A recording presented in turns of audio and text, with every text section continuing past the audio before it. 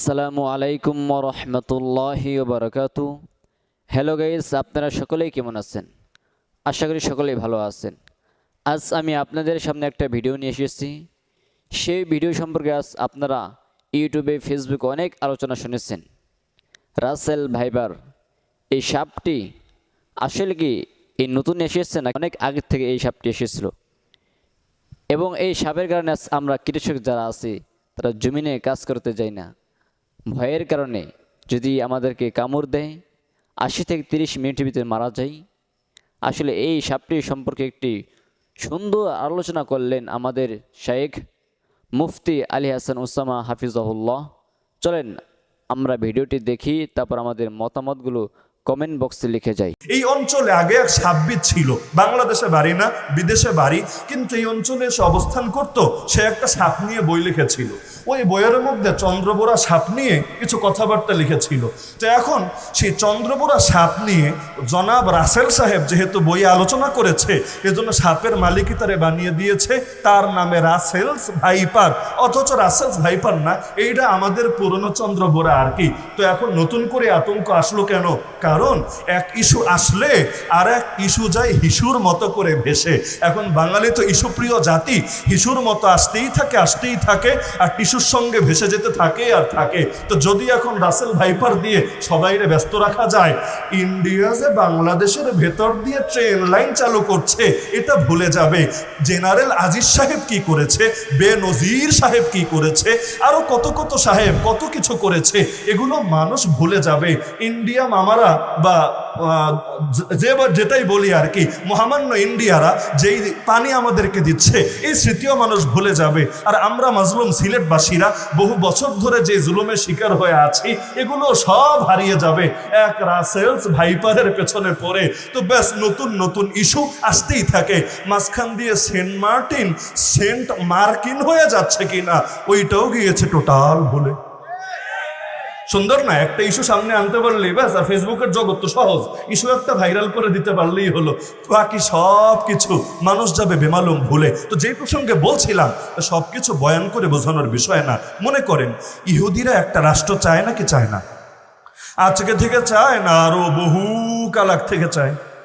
এই যে 1948 গিয়ে ইসরায়েল প্রতিষ্ঠা করলো, কারা করে দিল?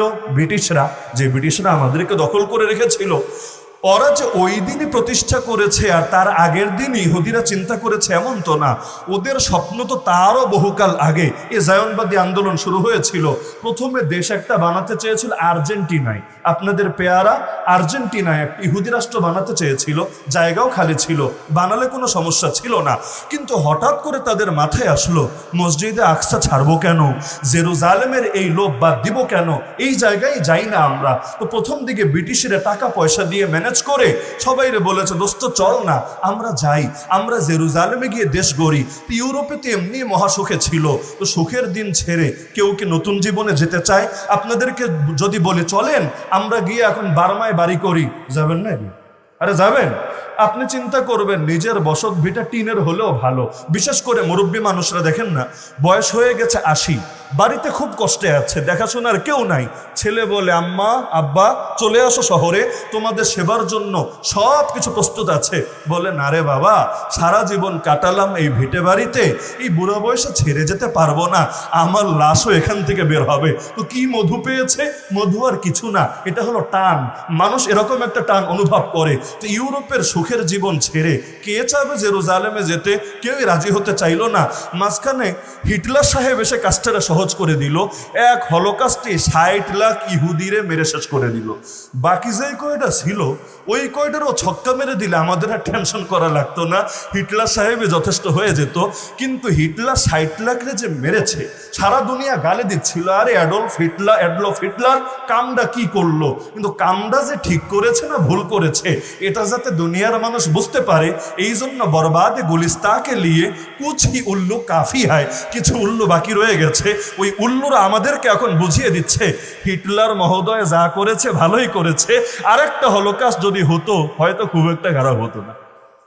এই বয়ান যদি কোনোভাবে ইহুদিদের কানে যায়, আমার অস্তিত্বকে আস্ত রাখবে, রাখুক বা না রাখুক, যেটা বাস্তব সেটা তো বলতে হবেই। তো এখন যখন দেখলো 60 লাখ এক হলোকাস্টই শেষ, বাকিরা ভাবলো নিজে বাঁচলে বাপের নাম, জায়গা জমির চিন্তা পরে হবে, চল সবাই মিলে যাই আমরা জেরুজালেমে।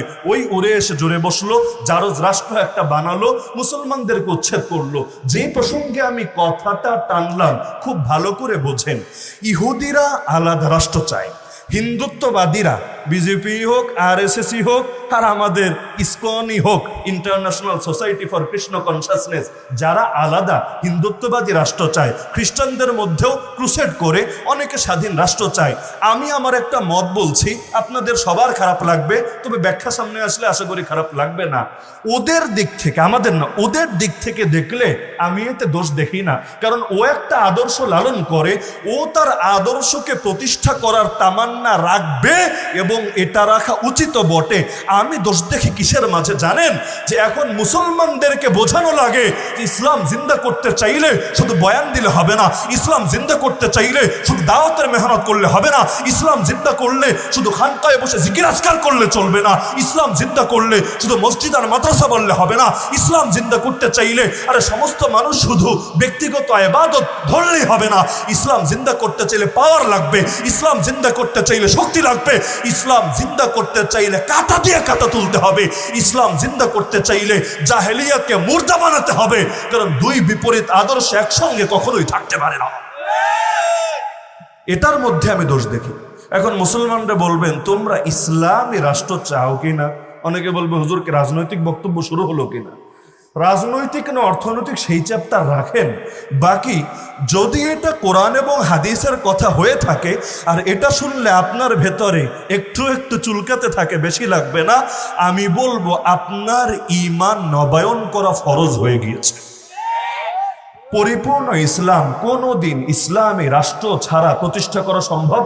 আরে যে পেশার হন জবাব দেন না, আপনি প্রশাসন হন সমস্যা নাই, গোয়েন্দা বাহিনী হন সমস্যা নাই, আমাকে কমন সেন্স দিয়ে লজিক দিয়ে একটা কথা বুঝান যে পূর্ণাঙ্গ ইসলামে কেউ যদি ঢুকতে চায় ইসলামী রাষ্ট্র ছাড়া জীবনেও ঢোকা সম্ভব? আমাদের সারা জীবন বয়ান দেওয়া হয়, শোনো এলেম যে শিখলা না, এলেমই মূল কথা না, এলেমের মূল হলো আমল, আমল না থাকলে এলেমের দাম নাই, বলে না কি বলে না? আরে বলে না কি বলে না?